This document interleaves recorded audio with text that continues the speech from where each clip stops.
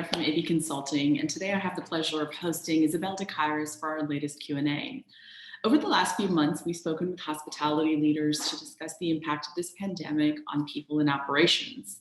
We felt it was critical to focus on the financial outlook as much of the hospitality sector moves towards recovery. Isabel is a director in investment banking at CIBC FirstCaribbean International Bank. With a presence in 16 territories, over the last 3 years, the investment banking team has led over $3 billion US in both financing and advisory mandates. Isabel is responsible for the regional coverage of the bank's top-tier corporate clients, and she provides both transaction support on a wide range of financing and advisory mandates. Hey, Isabel, it's great to see you. So can you believe the last time we saw each other was at Chico's in Jamaica, literally a year ago? And who knew this is where the world would end up? It's so crazy. Anyways, how are you?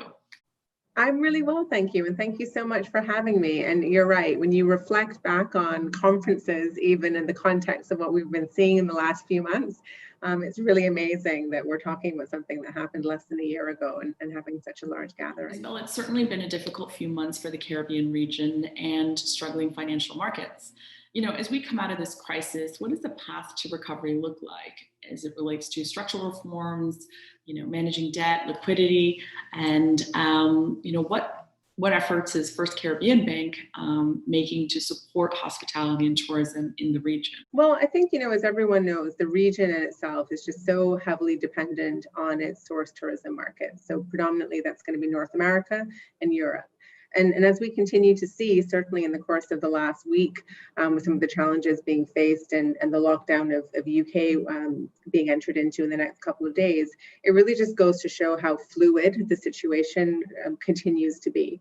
And the pressure that then puts on governments throughout the region with their own protocols and amendments that they need to make. And so it's within that context that you think of, hoteliers and resort operators and the challenges that they have in operating within an ever-changing landscape that really is, for a lot of it, outside of their control. Mm-hmm. And so to really help with that, I think a key, feature that you mentioned really is having sufficient liquidity. And particularly for those resorts who have, opened with the expectation of a UK winter, clientele coming, and now just seeing how that's going to adjust with what's happening. And so really for us as an organization, very early on, we came out with a 6-month moratorium on both principal and interest. Mm-hmm. For all eligible clients across our portfolio.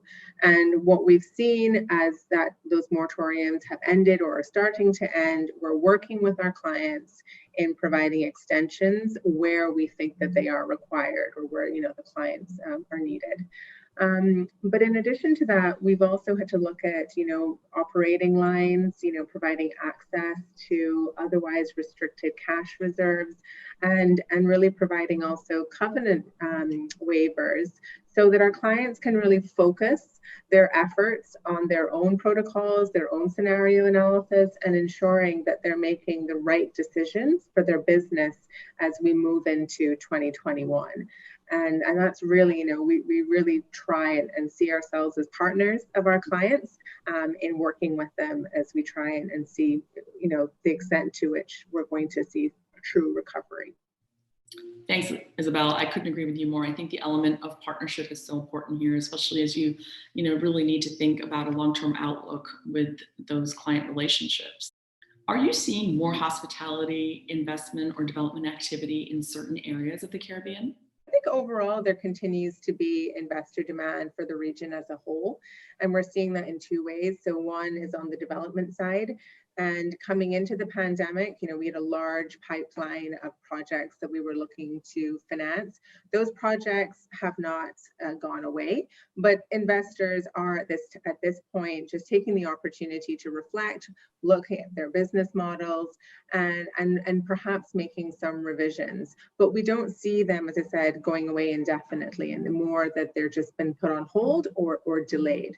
That said, we're still also seeing construction commencing for a couple projects in the region where investors have said, by the time the construction finishes, we think that we're going to be 2023 and the region would have largely recovered. And so particularly for projects that have that type of trajectory in their construction window, then they still are confident enough that the region will recover. And I think we were all saying that there will be a recovery, and aligning their opening dates to that point. But we've also seen on the acquisition side, so early on into the pandemic, we saw the trading of 2 resorts in Jamaica, and we're continuing to see more activity in that space, which again just points to the fact that there is, capital available for the region and for strong projects. It's actually quite interesting. So we're having opportunities come across our desk on a wide range of different, from Cayman to Jamaica, Grenada, St. Kitts. And I mean, it's really right across our portfolio. I think what's important for us from the lending perspective is, in light of the uncertainty over the course of the next few years, is understanding overall what makes up the capital stack of the project, the experience of the developer, their track record, and their ability to support the project to the extent that the recovery doesn't happen in the way that they're currently envisaging. And so for, again, well-capitalized projects, that for sponsors that have the experience, then we're still very happy to look at those projects on a select basis. I think that's what's been so difficult about this pandemic, is that your reference points are constantly changing, because everyone's still trying to grapple with at what stage there's going to be this recovery. But the good news is that consumer demand is there, and it just needs to align itself with the government's protocols, and making sure that to the extent that they're balancing also the safety of their people, and various other environments that are happening, as I said, in the source markets. But the region as a whole, I think, has managed our caseloads well below the global average, which I think is a testament to the governments across the region. Yeah, I agree with you. Many jurisdictions are doing a fantastic job of reopening and establishing strong testing protocols. I was in Bermuda recently and was so impressed with their testing protocols and everything that they've done to bring around, tourism recovery. So, Isabel, we love seeing women succeed, and in traditionally male-dominated industries such as finance. You're so well regarded and well respected in the community, and I wanted to know more about how did you start your career? What made you decide on this path to finance, and what do you love most about your role? So I actually started my career as a chartered accountant, but had always aspired to a career in finance or banking. And so when I was really looking to transition out of accounting into banking, I reached out to my network, more specifically to a woman that I worked with when I was interning, who was now at FirstCaribbean. And it was on her recommendation that I applied for the analyst position in investment banking. Mm-hmm. And 10 years later, I've just been so fortunate to continue to work with such a great team. And the diversity of the transactions we do, which is about $1 billion a year, always continues to keep the interest. And it's just been tremendously rewarding to have worked with our clients and supporting their growth and development over my time at the bank, that honestly, I couldn't think of a better job. I think one of the things for me that I think has been so impactful is really kind of broadening my network. And as I said, in the example of how I got this role today, and it's just in order to better understand the industries that we're in, but also to find opportunities. I think it helps to look outside of just your initial comfort zone. And that just kind of takes me to the second piece, which I think is so critical, is having the confidence. Particularly as a woman in, as you said, is more of a male dominated industry, it sometimes can feel intimidating to walk into a room where you are a minority. But reaching beyond that point, every professional professional woman, I imagine, has got at least a few anecdotes up their sleeve of periods of discomfort, but it's moving beyond that and having the confidence in your abilities that you can really progress and drive your own career. And then I have to say, I have been tremendously fortunate to work for such a progressive organization, currently spearheaded by a woman who actually, when she joined the bank, started the Women's Network at FirstCaribbean, again, providing opportunity for women within the bank in senior positions to leverage their networks within the bank and also externally. And the bank itself also has the ability, or at least I believe, working with this organization allows me to have the type of balance that I'd like to have as a professional, but also, with my family. And so I think that that's really helped in supporting my career and my progression over the last 10 years. So Isabel, we're seeing and we're hearing and we're reading a lot around the effect of this pandemic on women, especially as they juggle multiple roles. The UN has commented about both the economic and social fallout for women as a result of this pandemic. I'd like to talk to you a little bit more about what you've observed or even experienced in this realm, as a successful female executive that has to manage both home life and work. Well, let's start by saying that period of lockdown for any working parents, horrendous. I don't think parents clearly were set up to work full-time roles and also, homeschool their children. So as you know, I have a 6-year-old and a 2-year-old. So my very specific example is my husband and I really just split our household responsibilities. And I'm fortunate that I have a progressive husband who acknowledges that, yes, we all need to kind of be in this together to make this work. So my husband was actually the homeschooling champion with my daughter. And I had the monumental task of trying to ensure my 2-year-old didn't kill himself.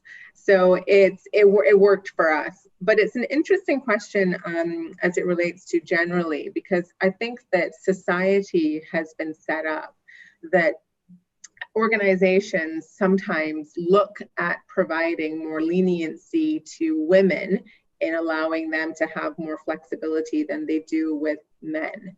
Mm-hmm. And what I think is important is for organizations and the wider society to look at parenting equally. Yes. And therefore giving not only equal responsibility or expecting equal responsibility, but also giving equal flexibility and respect. And so that it is a joint and shared responsibility that parents have to collectively look at the best way to manage their house. That's so great to hear. And congratulations, to FirstCaribbean on really recognizing the importance of that balance piece, which is so critical for women. I think that really, truly differentiates employers. Seeing a lot of in the press with the impact that the pandemic is having very specifically on working mothers.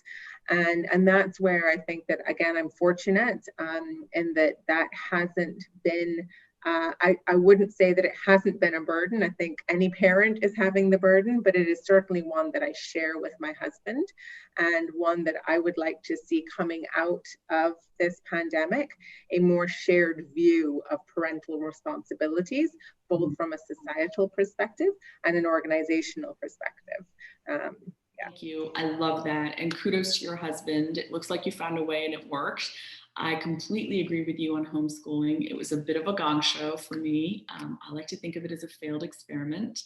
At least we tried. So once life gets back to normal, and we all hope that soon, what destination are you most excited to visit? Sure.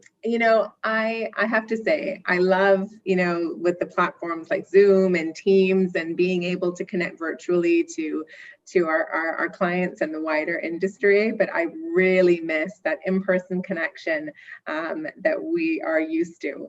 And it's really hard. As I said, we're in 60 clients in 16 territories to pick one, but having just closed a deal in the Turks and Caicos last week, I have to say that that would be very high on my list of where I'm looking forward, particularly as it's a new relationship to the bank, and at least be able to have a celebratory dinner.